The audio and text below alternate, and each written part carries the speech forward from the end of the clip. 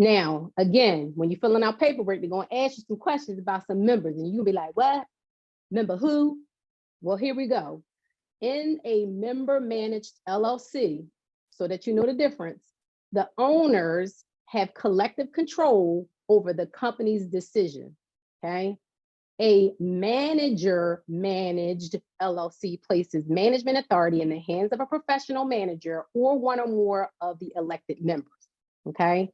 So this choice goes to the heart of the company and it goes into the day-to-day operations of it. So it's a good idea to consult an attorney, right? If you're not sure, always go back and consult an attorney, okay? Just so that you put yourself in a place where you could win. You don't want to start out and then put some stuff on there and then you got to go back and correct some mistakes and you like, ugh, I got to file papers with this state and do this with that, okay?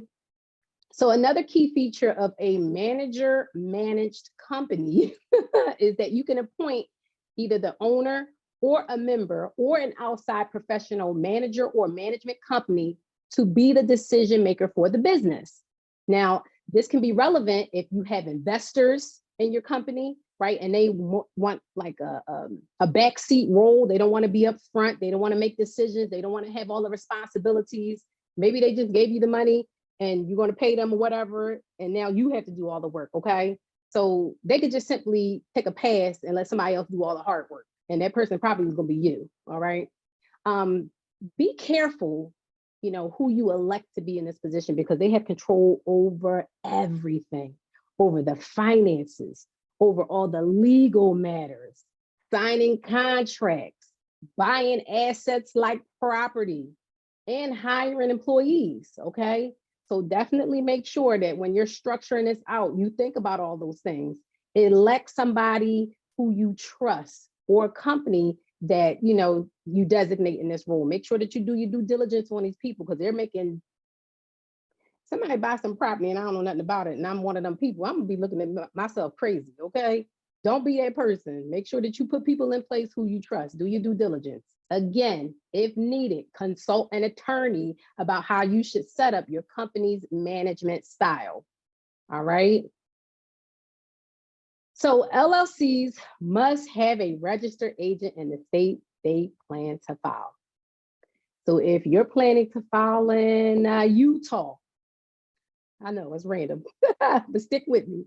Your registered agent must file in Utah. If you're filing in Washington State, yep, you guessed it, then you must have a registered agent in Washington, okay? Now, because you need this when you file your articles of organization, you need this information when you're filing your articles of organization. You need to secure your registered agent before you can put this on your paperwork, okay? So don't fill out the paperwork and then get to that spot and then you sitting there looking goofy like, yeah, I don't know who that is. Have that done first and then add that to your paperwork, okay? Now, the role of a registered agent is to receive legal and or official documents for your company during the business hours, all right? Now, you may accept this role.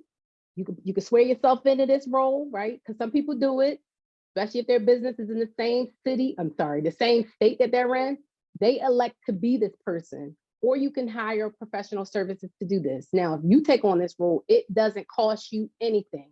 It's free for you to serve in this capacity. However, if you are hiring a service, obviously you gotta pay them some coins, okay? So it's something to think about. Some people are like, yeah, I wanna go to a state where I gotta pay low taxes. That's good, but you know you gotta have a registered agent, especially if you're not in that state. And then you gotta pay some money, okay? So just things to think about, right? You know, remember if you're starting your business in another state, again, you got to have your registered agent in that state. Now, Texas, by the way, is very unique, right? I'm gonna just read something to you about their registered agent status and what it says. So, excuse me, in Texas, for example, it states the following about registered agents. The registered office address must be located at a street address where service of process may be personally served on the entity's registered agent during normal business hours. Although the registered office is not required by the entity's principal, place of business, The registered office may not be solely a mailbox service or a telephone answering service. So you got to have a real person to be sitting there during business hours, okay, and ready. An LLC is required to maintain a registered agent and a registered office address in Texas.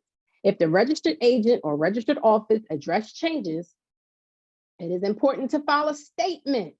Now we got to talk about statements, okay, with the Secretary of State to effect a change of the certificate of formation. Failure to maintain a registered agent and a registered office may result in an involuntary termination of your LLC. I'm not playing with nobody, so y'all better not play with them, okay? I make lots of jokes and I take light to a lot of stuff, but this is dead on serious, okay? And if you want to read more about Texas, because we do have Texas people out there, I can drop the link where I got this from inside of the study hall. Now, this is just one example, okay? So make sure that you read the requirements of your state. I cannot stress it enough. Make sure that you read it. And if you like me and you got a problem, get a string or something and put it around your finger like that, right? That way, when you go to start clicking on stuff, you already know that you got to take your time and read some things, okay? That's just how my brain is set up. All right, another thing that you're gonna need, they're gonna ask you is, oh, well, the duration of formation. That lets you state how long that you plan to be in business. It could be 1 year, 2 years, 10 years, or if you plan on being in business forever, okay? They're gonna ask you. So you need to make sure that you put that on this form. Don't skip that, all right? Now, many people choose not to set up, the formation of their business themselves, and that's okay. Because if you don't have the time, if you ain't got the patience, or if you ain't got the brain with all, got to put some strings on your finger to remember stuff, that's totally fine. So whoever forms, let me plug this in. Whoever forms your articles, right? Whoever forms the business and files, the articles of organization will need to be named on your LLC as the organizer. So if you don't set this up with the state and somebody else does it for you, they will be listed as the LLC's organizer, right? Because somebody needs to be responsible for putting all this together. So basically, who fills out the form and submit it for you, that's all that person is, okay? And I'm gonna show you a free service to get that done. You can do this yourself, again, or you could hire somebody, okay? It's totally up to you. Now, there are whole companies out there just waiting to submit these documents on your behalf, okay? So if you can learn to do this work, you can actually offer it as a service, right?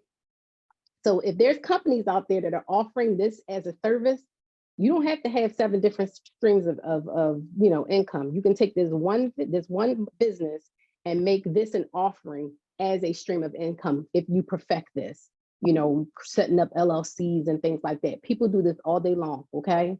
So monetize what? We're gonna monetize everything, okay? You definitely could do this. All you gotta do is read. And if you don't feel like reading and your brain is scattered a little bit like mine, just tie a little string around here like so, and then get yourself together, okay?